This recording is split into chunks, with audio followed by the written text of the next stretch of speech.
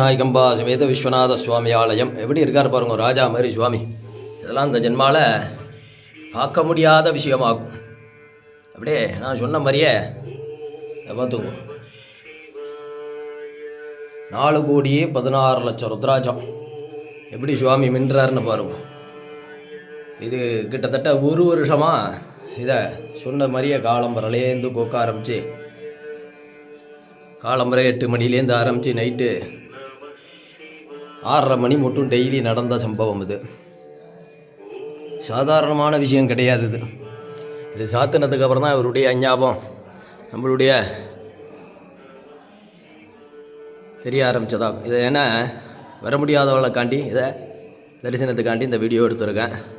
வந்திருந்தவா கூட்டமாக இருந்தாலும் கவனிக்கலைனால நான் மன்னிப்பு கேட்டுக்கிறேன். ஏன்னாக்கா சரியான கூட்டம் வந்திருந்தவாளுக்கு தெரியும்.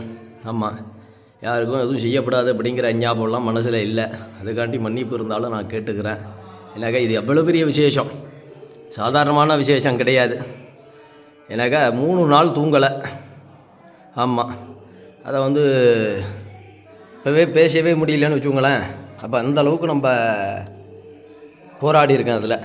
ஆமாம், அதனால் காலம்பரை என்னால் வேலை செய்யுமே அப்படிங்கிற ஞாபகம் இருந்த அளவுக்கு இருந்தது. ஆனால் அதை நான் யார்கிட்டையும் காட்டிக்கவும் இல்லை, ஒன்றும் பண்ணலை. ரொம்ப திருப்தியாக இருந்தது. அதெல்லாம் சாதாரணமான விஷயம் கிடையாது.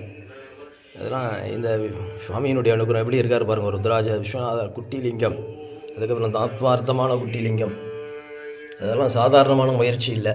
அதனால் இதை நான் வர முடியாதவாளுக்கும் வந்தவாளுக்கும் இதை ஞாபகமாக காட்டிக்கிறேன். ஆமாம், இதை தரிசனம் பண்ணிக்க வேண்டியது. ஆமாம், மனப்பூர்வமான நன்றி. நமஸ்காரம்.